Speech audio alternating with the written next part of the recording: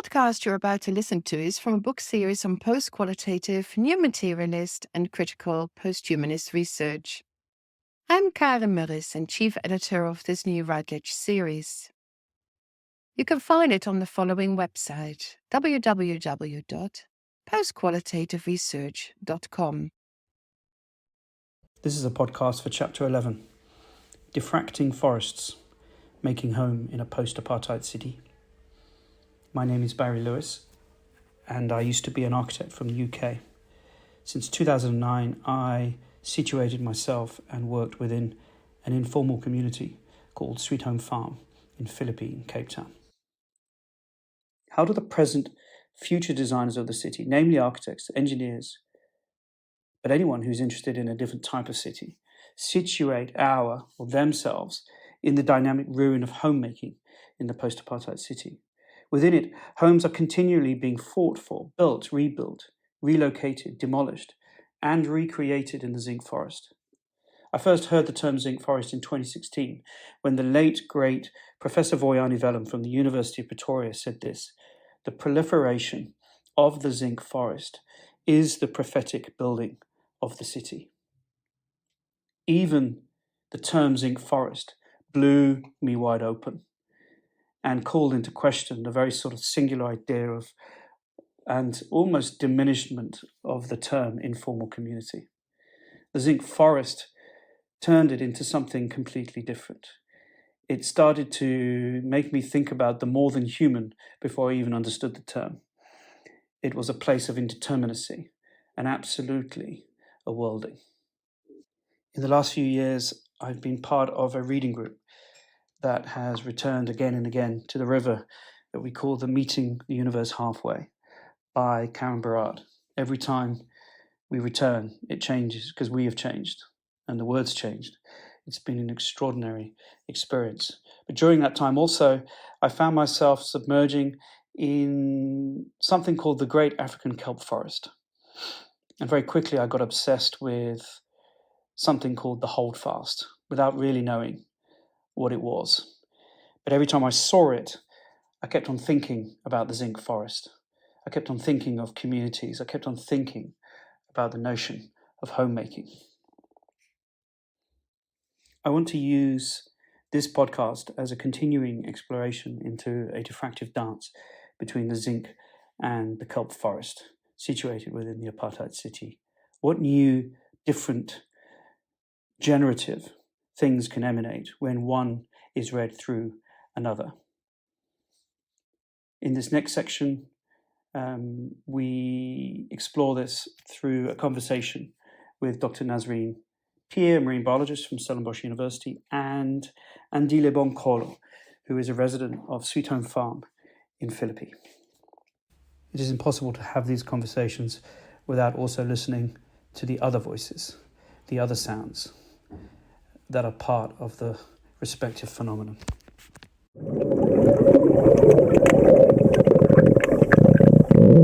We had a good dive, and now we're having a coffee and some almond pastries.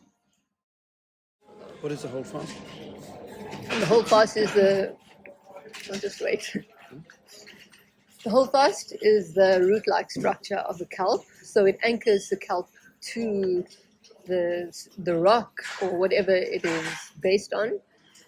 It's not a real root. So it's not a real root because kelp is an algae and not a real plant.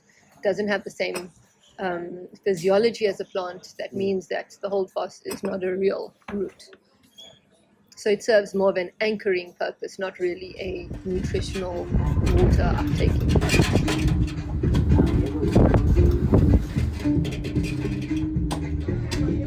Molo butiwang, kunjani?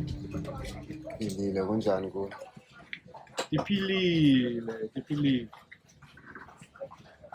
Uhlala Ngihlala apha eSidom. where is Sweet Home? eFlake, Philip, Philippi, Cape Town. Cape Town.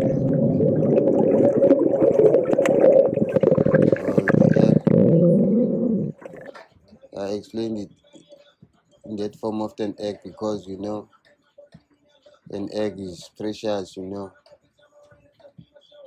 And when you're holding it in your hands, you can't, like, what is that word? Awukwazi uyiqinisa xa uyibambe ngehlanza, yabo. Nekuyibambe softly kakhe ngecare, yabo. You've got to hold it softly. Uyibambe You have to hold kahle it ngeke gently. gently, yes. You have to hold it gently, yabo. And an egg, you know, is something which gives life also.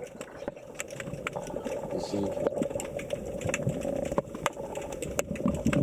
We found an insane amount of life, of diversity, all sorts of crustaceans and mollusk, gastropod mollusks, bivalve mollusks, meaning like your mussels, sea stars, urchins, polychaete worms.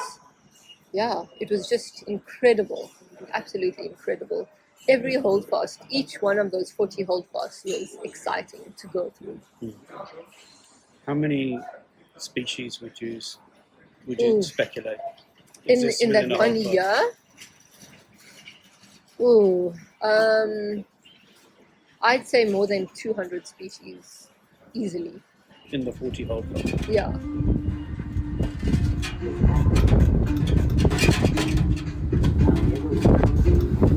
Holdfast, because it's such a complex 3D structure and it's quite well known globally, it provides sort of a refuge function. Okay, so it's a small safe space. Smaller organisms are protected from maybe the harsh ocean conditions, from predation, and there might be a lot of food available because these structures could trap floating detritus, floating particles, and that means that there's more food availability. So we refer to this as a biogenic habitat, meaning it's a habitat created by another living organism, kind of like a coral reef is a biogenic habitat. That egg, it presents like the preciousness of life when you hold it gently, and you are careful that you can't trip and fall, then it fell. So it will be broken, like your life is on your own hands, in the informal settlements. You do what you know is right, man, to keep you safe, stay out of trouble,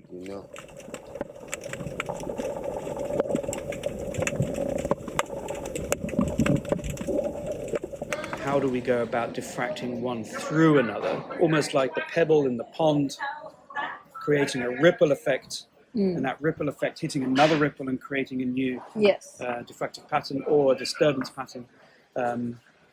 Because I think in the apartheid city, we have a home problem, and both of these phenomena speak to me about the notions of home. Right. But we don't, South Africa, there's no country in the world that has built as many houses as South Africa since '94. So we don't have a house problem, but I do think we still have a home problem, which speaks to belonging, which speaks to identity. How do we diffract these things through each other? You're referring to, which I'm hoping you're referring to, is around the politic of space and the politic of very much of the sea. Yes. And that, it's not always 100%. been accessible to everyone. That's so 100% what I'm yeah. So the politic of the space is we need to have that conversation as well, which is critical. But there's also again this notion of, because you can't talk about the zinc forest without talking about the politic of land and space, and about the fact that essentially you did something without permission. But you needed to do it because otherwise, if you waited for the system to do it for you, it would never do it. It would never do it. So I have to do it for myself. And in the swirl and in the tidal eddies and all this sort of stuff, it's like we make home regardless. We have to. Otherwise, home is never going to be made. I'd like to conclude with a quote from Barad's Meeting the Universe Halfway. This is taken from page 151. Matter is not immutable or passive, nor is it a fixed support, location, referent, or source of sustainability for discourse. It does not require the mark of an external force like culture or history to complete it. Matter is always already an ongoing historicity. Thank you for listening to this podcast. If you would like to know more about this chapter, please visit the website www.postqualitativeresearch.com. And please stay tuned for future podcasts.